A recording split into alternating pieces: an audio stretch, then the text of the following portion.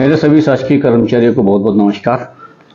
दोस्तों, मैं गणेश मालवीय, पिपलोदा संयुक्त मोर्चा कर्मचारी संगठन पिपलोदा ब्लॉक अध्यक्ष। मैं आप सभी से एक बात साझा करना चाहता हूं कि आए दिन अभी सरकार शिक्षक कर्मचारियों के लिए ई अटेंडेंस की योजना को लेकर के बहुत ज़्यादा एग्रेसिव हो रही है।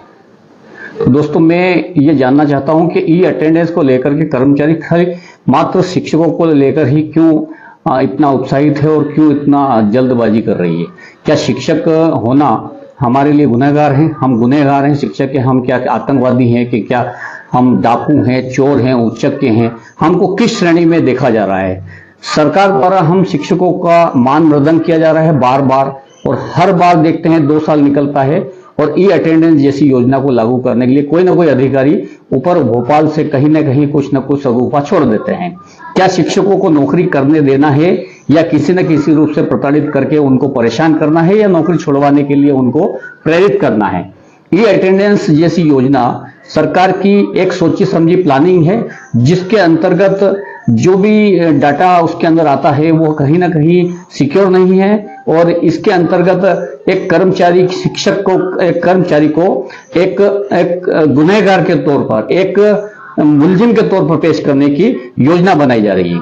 दोस्तों, आपको इस चीज को इस तरीके से समझना है कि कोई शिक्षक कर्मचारी अगर मान लिया कि वो ई अटेंडेंस का उपयोग करता है तो वो उसकी लोकेशन, नेटवर्क, उसका मोबाइल हाई डेफिनेशन, उसका चेहरा, ये सारी चीजें उस कंडीशन को अप्लाई करती है। उसके बाद जाकर उसका फोटो क्लिक होता है और वह फोटो सरकार की डाटा पे तो सेव होगा। सेव होने के पश्चात उसकी अटेंडेंस को माना जाएगा, वो कितने बजे आता है, कितने बजे जाता है। तो दोस्तों, मेरा सरकार से यही निवेदन है कि क्या सरकार सिर्फ शिक्षकों को लेकर ही दोहरे मापदंड अपना रही है कि बाकी कर्मचारी, बाकी विभाग सारे ईमानदारी से काम कर रहे हैं? राजस्व विभाग है, स्वास्थ्य विभाग है, पुलिस विभाग है, डिफेंस है, दुनिया के ऐसे बहुत सारे विभाग है जहां पर ई अटेंडेंस जैसी योजनाओं को लागू करके प्रैक्टिकल करें। तो रही बात, अगर मान लो किसी कर्मचारी को आप ई अटेंडेंस की योग्यता में लाना चाहते हैं, दायरे में लाना चाहते हैं, तो कम से कम इसके लिए नियम तो बनाएं। आज महिला कर्मचारी लगभग पूरे मध्य प्रदेश में देखा जाए 50% महिलाएं हैं। महिला को लेकर के आपने क्या तैयारी करी है? कुछ भी नहीं। महिलाएं जो कि 50% हर स्टाफ में होती हैं, और मध्य प्रदेश में भी हर विभाग में 50% महिलाएं हैं। क्या आपने उनकी सुरक्षा को लेकर के कोई कदम उठाए? नहीं। अगर आप ई अटेंडेंस के माध्यम से किसी महिला का फोटो लेते हैं, आपने आए दिन देखा होगा कि महिलाओं की गोपनीयता आए दिन भंग होती है, उनकी सुरक्षा को लेकर कुछ भी नहीं है। वो कहां जा रही है, कहां आ रही है, उसका लोकेशन ट्रैक हो सकता है।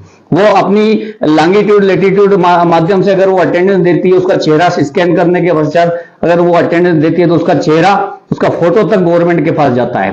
क्या गारंटी है कि वो महिला का या उस संबंधित कर्मचारी का फोटो डाटा लीक नहीं होगा? आए दिन आपने देखा होगा लोन के लिए है, साइबर क्राइम के लिए है, दुनिया भर के इलीगल फोन्स हमारे पास आते हैं। आपने खुद ने देखा होगा वो साइबर क्राइम करते हैं। ये डाटा हमने तो नहीं दिया उनको, हमने किसी भी प्रकार से हमारा मोबाइल नंबर उन लोगों को नहीं दिया, लेकिन कहीं ना कहीं से हमारे पास में पूरे दिन 24 घंटे में कम से कम 10 से 12 कॉल ऐसे आते हैं जिसको हमने नंबर प्रोवाइड नहीं किया है। अगर नंबर हमने प्रोवाइड नहीं किया है तो वो नंबर उनके पास गए कैसे? और कहीं ना कहीं से तो डाटा आपका लीक हो रहा है। हम ये कैसे मान ले कि महिला कर्मचारियों के लिए जो ई अटेंडेंस की योजना लगाई जा रही है, सभी के लिए लगाई जा रही है, तो महिलाओं की जो सुरक्षा है वो कहीं ना कहीं दांव पे लगेगी। आजकल एआई टेक्निक का उपयोग चल रहा है। एआई टेक्नोलॉजी से आप दुनिया की जो चीजें चाहे सब बना सकते हैं।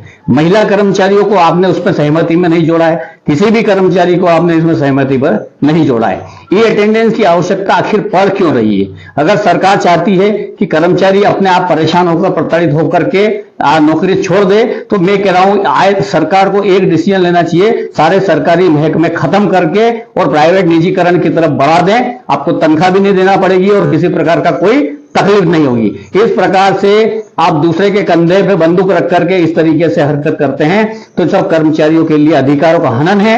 सुप्रीम कोर्ट भी इस चीज के लिए मनाही करती है, हर प्रकार की कोर्ट इसके लिए मनाही करती है। ये हमारी निजी सुरक्षा का मामला है और हम खुद एक कर्मचारी होने के नाते हम इस प्रकार की सहमति नहीं देंगे। ये अटेंडेंस नहीं होना चाहिए किसी कीमत पे।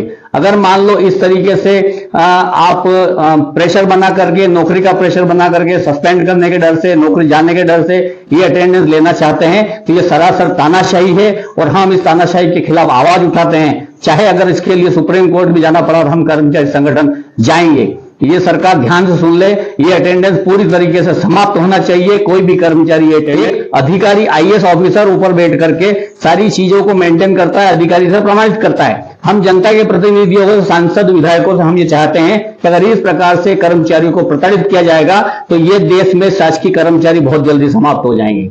मैं अपनी ओर से इस बात की नाराजगी जाहिर करता हूं, कर्मचारी संयुक्त मोर्चा की ओर से मैं नाराजगी जाहिर करता हूं और यह बात सभी मेरे कर्मचारी साथियों से कहना चाहता हूं कि ये अटेंडेंस का बहिष्कार करिए और इससे पुरजोर कोशिश करिए कि कोई भी व्यक्ति इसकी अटेंडेंस में शामिल ना हो। यह सरकार की सोची समझी साजिश है।